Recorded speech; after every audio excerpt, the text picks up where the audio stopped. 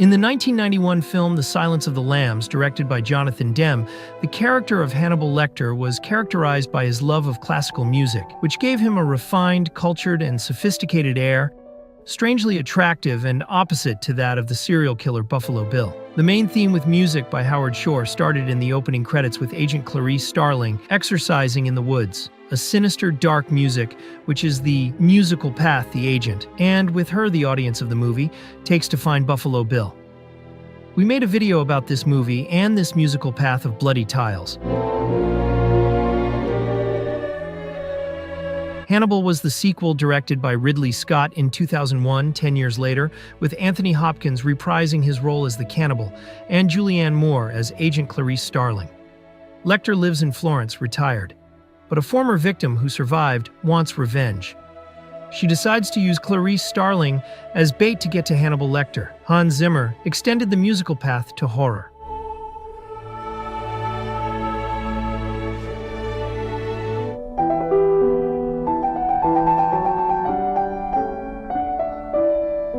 The music in the opening credits is the same music Lecter listened to just before killing two guards in the 1991 film, Bach's Goldberg Variations, which Lecter plays on the piano in another sequence. Figures largely in your value system.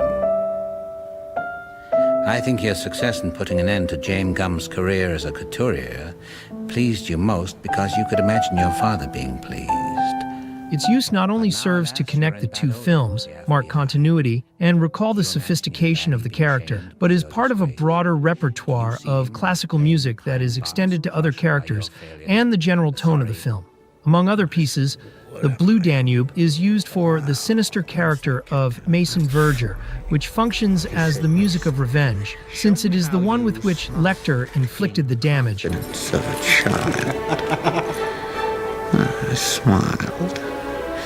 I said, "I want to see how you do it." Look, a doctor approached me with a piece of broken mirror. And the one that accompanies him now. The voice. No? Yes, I know. The day you never thought would arrive.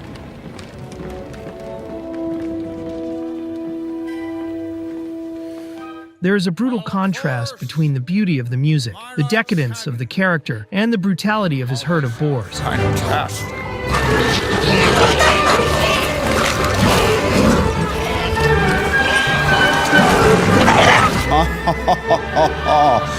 Bach's Fugue in F minor is heard during the sinister dinner at the end of the movie. Me too.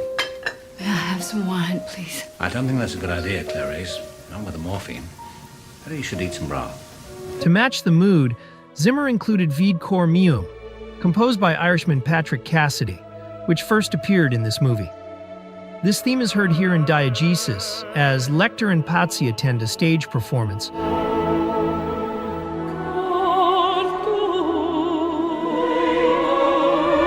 But also out of diegesis as they prepare for their next crime, further emphasizing its refined, macabre, and calculating character.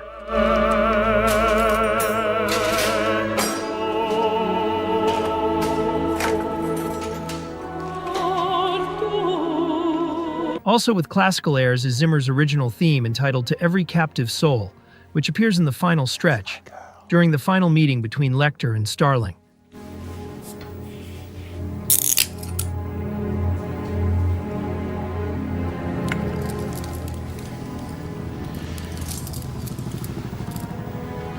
Now that's really interesting, Clarice. All of this music gives the movie a mystical, almost religious, and very sublime tone.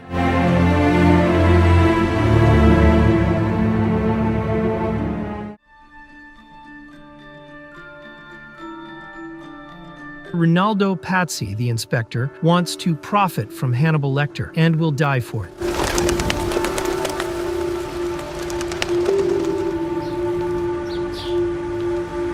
With him, there is a music that has a certain sad twilight air, as if it would advance a fatal destiny.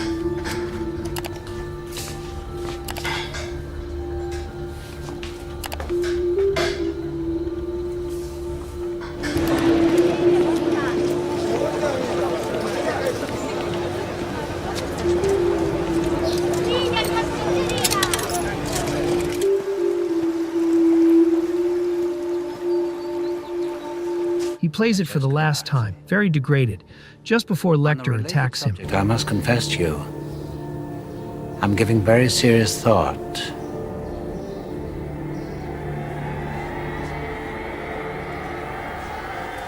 to eating your wife. In Silence of the Lambs, the connection between Clarice and Lecter was musically inconsiderate. Nothing connected them.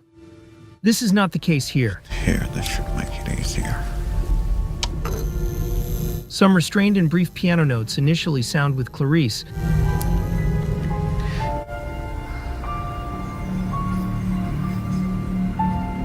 and bring a certain air of mystery.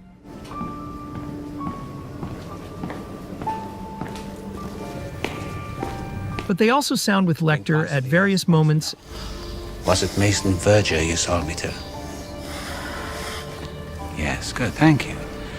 And are his men waiting for me outside? And later unite them in their conversation. Yes. Well, hello, Clarice. I'm afraid I have bad news for you.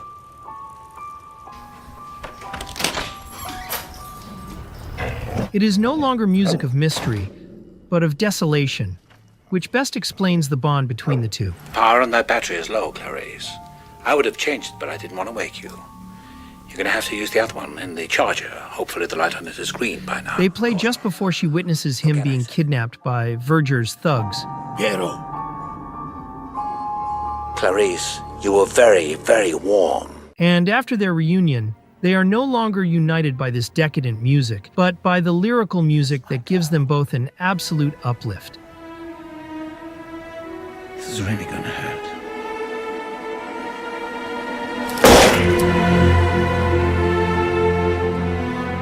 Although yes, Hannibal stays with this music. With him it is refined and also dark.